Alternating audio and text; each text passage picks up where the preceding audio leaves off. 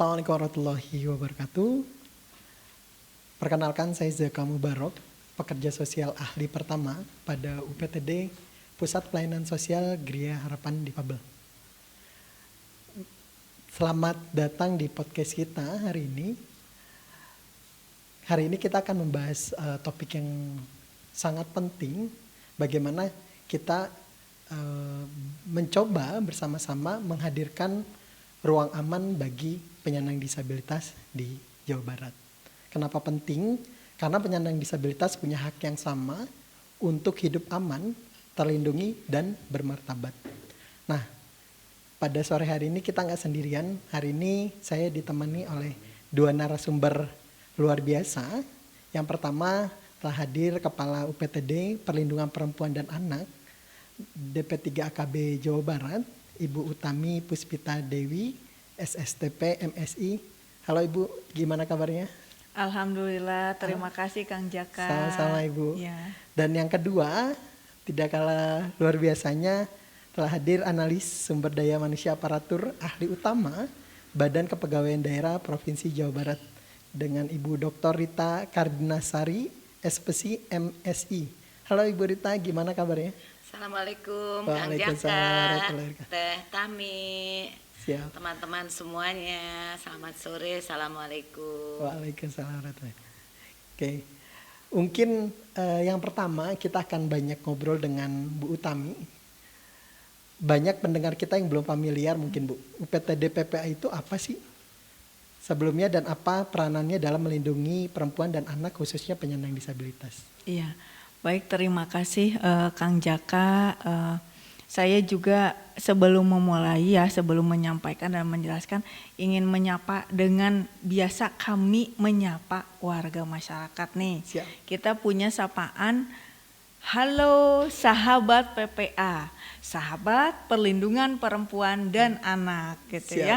Mudah-mudahan ini juga semakin mendekatkan kami UPTD PPA dan juga masyarakat di Jawa Barat gitu ya. Kita sama-sama menjadi sahabat nih gitu. Betul, ya. Betul. Gitu.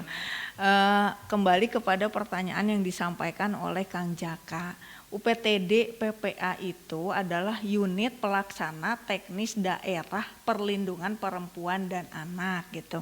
Saya juga memperkenalkan kepada Bu Rita nih gitu ya. Kami ada loh di Jawa Barat karena memang tidak semua pihak ya, mungkin yang di pemerintah daerah provinsi atau di pemerintah daerah kabupaten kota tahu apa itu UPTD PPA, tapi nyatanya tidak untuk masyarakat ataupun untuk lembaga lainnya ya, lembaga eksternal. Nah, UPTD PPA ini memiliki layanan terkait bidang PPA. Layanannya apa itu? Layanannya adalah kita memberikan layanan kepada masyarakat untuk perempuan dan anak khususnya korban kekerasan. Ditandai korban kekerasan. Karena ada juga yang datang ke kami hanya sekedar untuk istilahnya konseling, tapi tidak ada masalah apa-apa gitu, konseling biasa gitu maksudnya gitu ya, bukan dia adalah korban kekerasan. Nah, kekerasan apa gitu ya di UPTD PPA ini yang biasanya masyarakat datang, ada kekerasan secara psikis, kekerasan secara fisik, kekerasan juga ada yang online kan gitu ya, KBGO gitu. Kemudian ada juga eksploitasi, penelantaran gitu ya, perebutan hak asuh anak. Nah, itu lingkupnya layanannya. Layanan itu juga, nah seperti apa sih contohnya? Kita menerima pengaduan gitu ya. Kemudian juga kita memberikan layanan pendampingan psikologis gitu ya. Dia ada trauma akibat kekerasan gitu ya. Kemudian juga baru dia ada konseling gitu ya. Lalu juga kita ada assessment kepada korban kekerasan ini baik anak maupun perempuan. Kemudian kita dampingi korban ini untuk medisnya, misalnya di puskesmas, di rumah sakit gitu. Lalu juga kita mendampingi korban ini untuk rehabilitasi sosial gitu ya. Kemudian sampai ke reintegrasi sosial, dia kembali kepada masyarakat, anak dan perempuan ini. Lalu juga saya ingin menyampaikan nih, dasar hukumnya apa sih? Dasar hukumnya itu ada di Perpres nomor 55 tahun 2024 tentang pembentukan unit pelaksana teknis daerah perlindungan perempuan dan anak. Harusnya di pemerintah daerah kabupaten kota itu sudah terbentuk juga sesuai dengan amanat ini. Itu mungkin kan. Siap, terima kasih. Iya. Sobat PPA tuh perlu digarisbawahi ya. Iya. Kekerasan. Jadi kalau korban perasaan karena ditolak atau bercinta bertepuk sebelah tangan, Betul. bukan ke PPA ya Bu ya. Betul. Satu lagi boleh nggak Kang? Ini yang salah, yang sering dimaknai salah Boleh. nih. Kan tadi saya menyampaikan anak. Apa sih anak itu? Anak itu adalah dari semenjak ada di dalam kandungan gitu ya, semenjak janin sampai di bawah usia 18 tahun. Betul. Kebanyakan nih Bu Rita, Kang Jaka, yang mengadu ke kami itu adalah yang juga di atas 18 tahun. Karena orang tuanya menganggap ini adalah anak saya. Oke, itu adalah anak tapi sudah di atas 18 tahun. Jadi bukan masuk kategori anak secara regulasi. Oke. Betul banget tuh, sesuai dengan termaktub dalam Undang-Undang Nomor 35 tahun Iya, 2014 ya. betul. Jadi usia anak itu dari 0 artinya masih dalam kandungan Betul. sampai 18 kurang. Betul. Jadi kalau 18 plus bukan anak. Betul ya, Bu ya. Siap. sekali. Oke Bu, kalau misalnya ada penyandang disabilitas di Jawa Barat ini yang jadi korban kekerasan seksual, apa mereka bisa langsung lapor ke UPTD PPA atau harus lewat keluarga dan pendamping? Bisa Kang Jaka, apakah korban yang disabilitas ini melalui bantuan orang lain? Boleh. Tidak melalui bantuan orang lain juga boleh. Datang ke kami, melapor ke UPTD PPA Provinsi Jawa Barat. Di mana nih gitu ya, bisa melapor ke kantor kami di Jalan RE Marta Dinata nomor 2 Kota Bandung. UPTD PPA Provinsi Jawa Barat. Jika korban disabilitas ini ada di kabupaten kota, tentunya bisa menghubungi di Dinas Pemberdayaan Perempuan Perlindungan Anak kabupaten kotanya masing-masing atau melalui hotline. Nah, hotline kami apa nih, berapa? Hotline kami ini boleh ya dicatat, nanti dibantu juga ditampilkan di 085 2-nya 4 kali, 222 06 7-nya 3 kali, 777 hotline. Nah, kemudian ada juga hotline Sapa 129.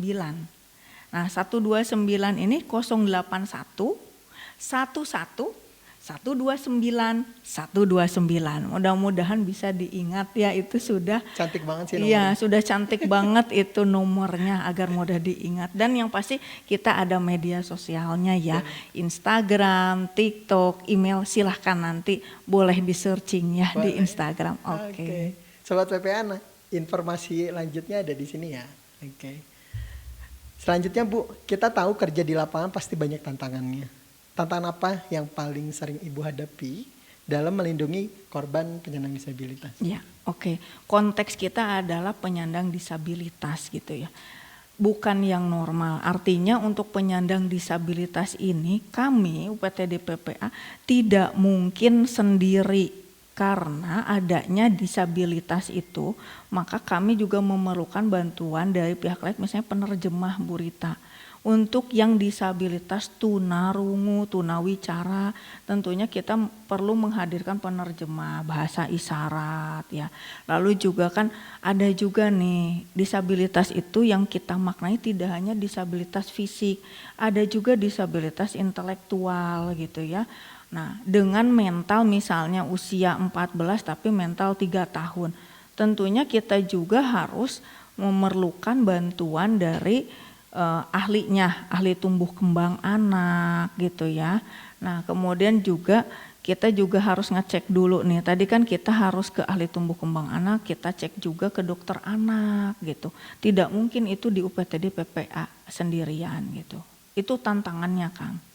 Gitu. Siap, luar biasa. Iya. Kalau soal bentuk kekerasan, kasus seperti apa yang paling sering dialami oleh penyandang disabilitas, khususnya perempuan dan anak? Oke. Untuk wargi Jabar nih, sahabat sapa semuanya gitu ya. Ini penting sekali bahwa penyandang disabilitas memiliki kerentanan baik di lingkungan keluarganya maupun di masyarakat. Nah, sehingga yang sering terjadi kekerasan seksual pasti. Nah, mereka rentan terhadap kekerasan seksual, sering terjadi. Kedua, penelantaran. Nah, karena ini juga ada faktor keluarganya tidak aware sehingga akhirnya anak ini ditelantarkan. Hak asuhnya juga apalagi untuk anak penyandang disabilitas perempuan juga ya, tapi kedua orang tuanya sudah bercerai. Nah, itu di siapa? Bagaimana pengasuhannya? Kemudian ada juga eksploitasi baik terhadap anak maupun perempuan penyandang disabilitas. Mereka dieksploitasi karena ada kelemahan, ada kerentanan, akhirnya dijadikan diperdagangkan atau mereka juga ke masyarakat dimintakan bantuan-bantuan tapi sebetulnya tidak untuk mereka, untuk pihak-pihak yang ada di sekitar mereka. Nah itu Kang yang paling banyak. Betul banget ya. Jadi memang kalau kita bicara teman-teman disabilitas, khususnya mungkin penyandang disabilitas terlantar di Jawa Barat ini yang kelompok yang paling rentan ya Bu ya. Betul. Nah kita sebagai masyarakat Jawa Barat harusnya aware, peduli gitu ya. Betul. Sama-sama nanti mungkin kita membantu melindungi mereka. Iya betul sekali. Lalu UPTD PPA ini nggak bisa jalan sendiri. Biasanya kerjasama lintas sektor seperti apa yang dilakukan supaya perlindungan lebih maksimal Bu? Iya. Nah ini wargi Jabar dan sahabat PPA, kami ingin sekali nih mengetuk kepada pihak-pihak di luar sana gitu ya. Tentunya baik pemerintah pusat maupun pemerintah daerah, apakah itu di provinsi maupun di kabupaten kota. Dan bahkan kami mengetuk mohon bantuan kepada masyarakat nih. Kenapa tidak mungkin kita bukan super power UPTD PPA ini. Penyandang disabilitas memiliki keterbatasan. Maka kami memerlukan dinas sosial. Jadi kolaborasi kita dengan dinas sosial sudah pasti gitu. Kemudian kita juga berkolaborasi dengan di masyarakat gitu ya. Kan ada juga komunitas, apakah aparat desa, apakah aparat kecamatan. Nah, aparat kecamatan dan desa ini kami mohon juga diperhatikan jika ada penyandang disabilitas di sekitarnya. Kemungkinan terjadi kekerasan itu besar. Nah, tolong laporkan ke kami jika itu terjadi dan tolong bawa ke kami atau juga ke Dinsos boleh.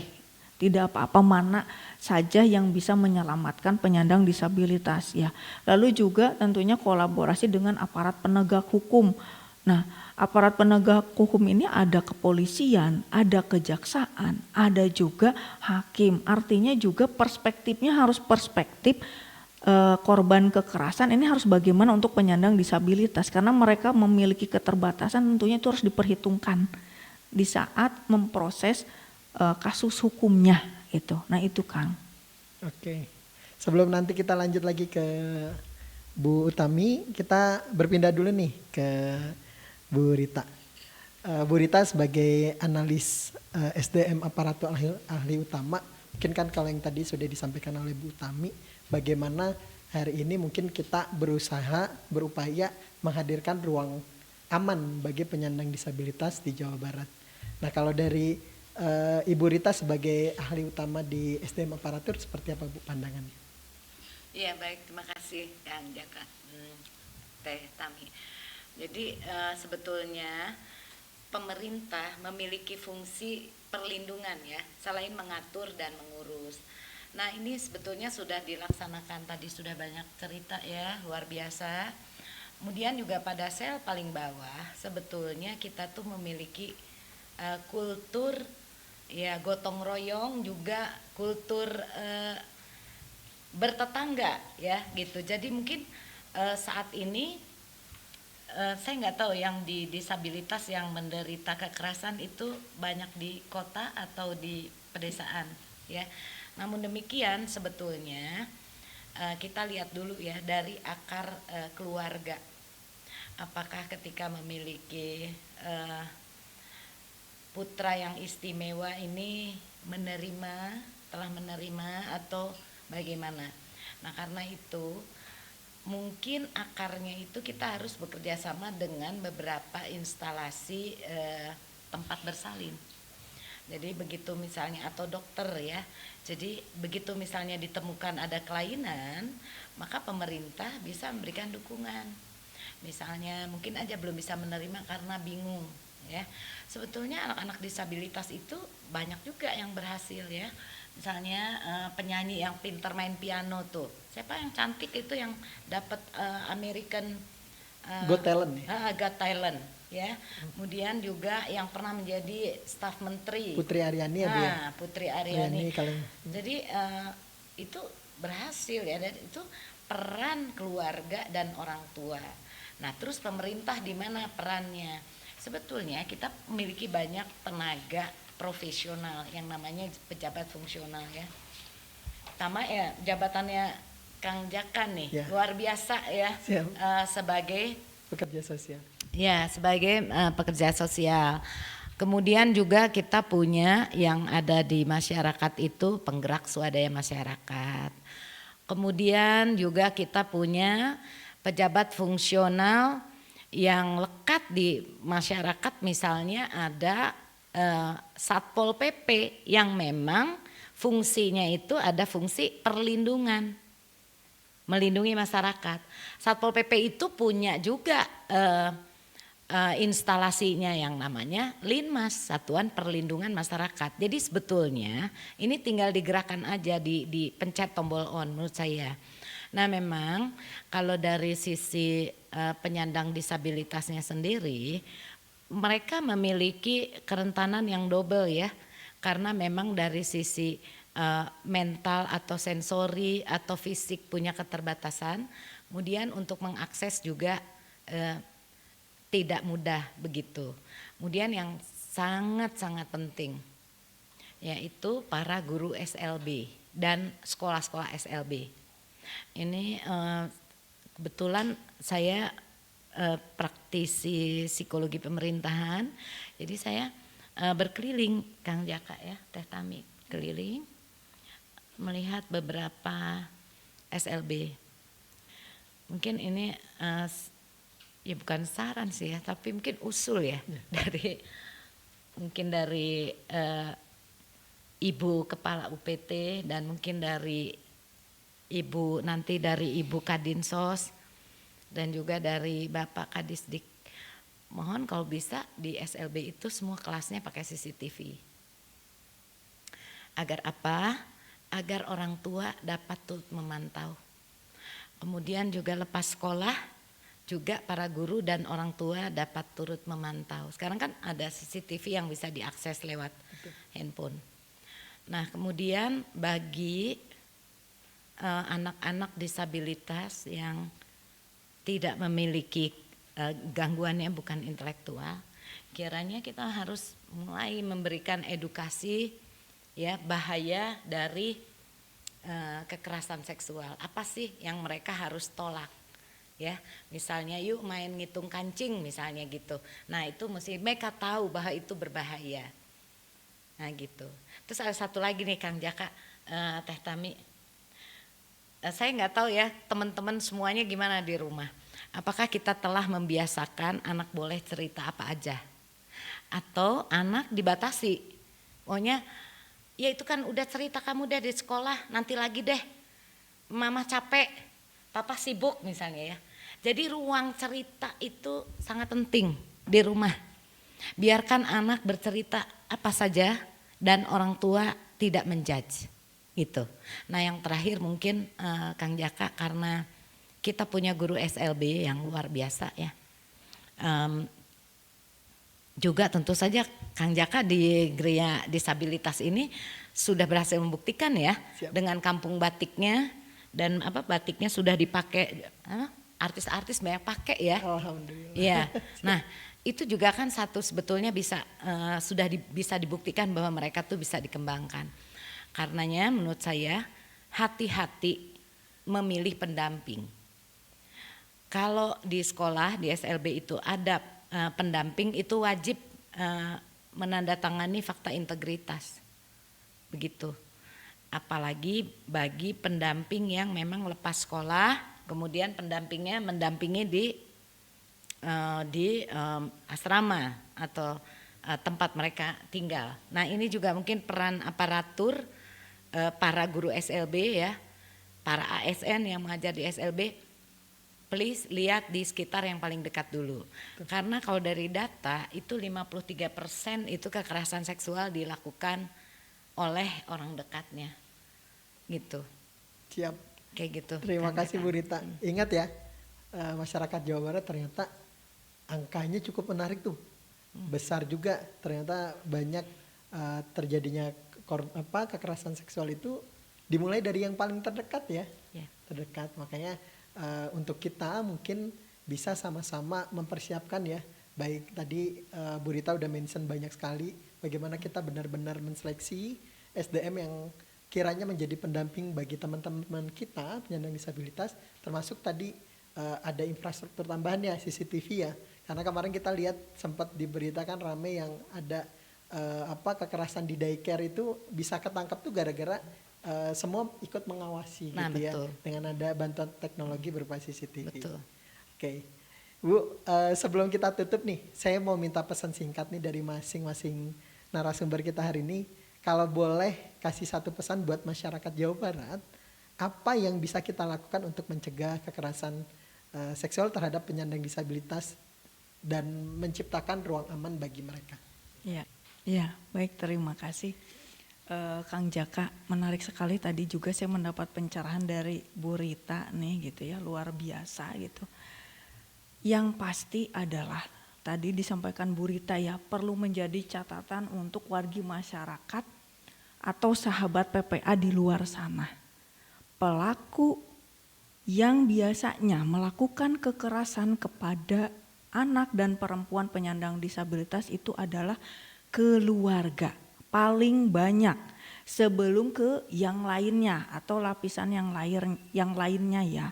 Nah, sehingga saya ingin mengajak nih, ayo dong masyarakat, ayo dong Bapak Ibu, Ayah Bunda, kakek nenek, lindungi keluarga masing-masing, lindungi anak kita, mau laki-laki atau perempuan ya.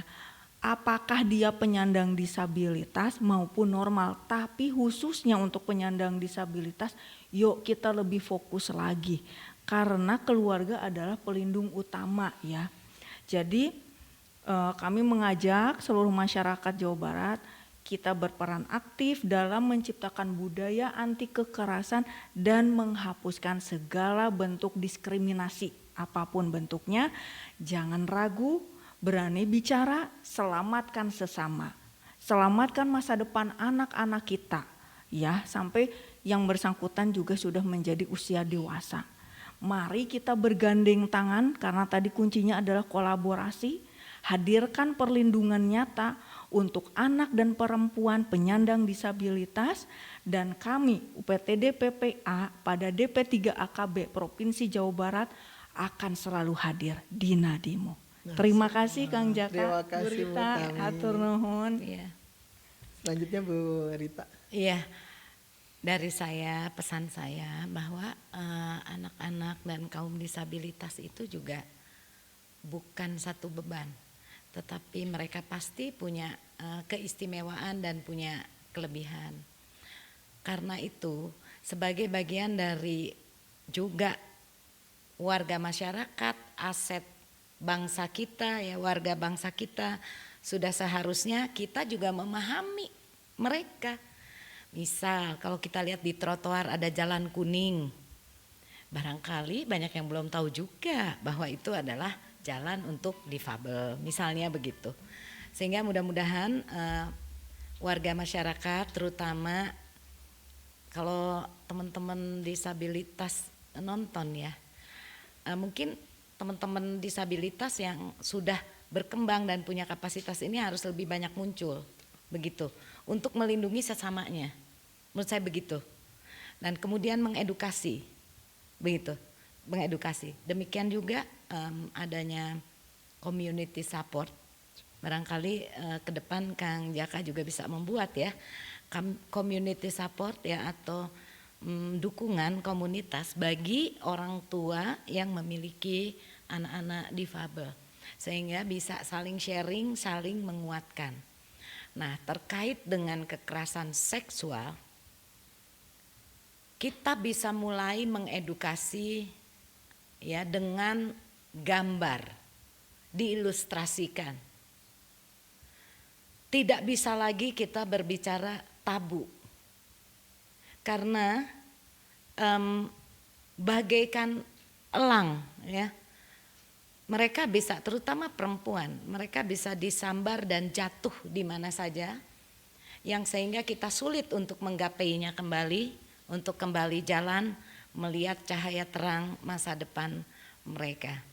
Saya juga terima kasih kepada Gria Difabel yang telah mengadakan podcast ini. Saya kira tidak banyak ya Teh Tami ya. Betul. Yang membahas kekerasan seksual pada kaum difabilitas.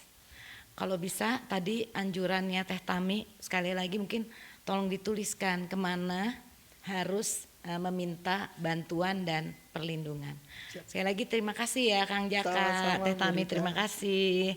Oke, terima kasih banyak Bu Tami dan Bu Rita sudah meluangkan waktu buat ngobrol bareng kita hari ini. Semoga percakapan ini bisa membuka mata kita semua bahwa melindungi penyandang disabilitas bukan cuma tugas pemerintah atau lembaga tertentu, tapi tugas kita semua sebagai masyarakat. Jangan ragu untuk lapor kalau ada kekerasan. Ingat, setiap orang berhak hidup aman dan bermartabat. Sampai jumpa di episode berikutnya. Tetap peduli, tetap berbagi, dan jangan berhenti berbuat kebaikan. Assalamualaikum warahmatullahi wabarakatuh. Waalaikumsalam.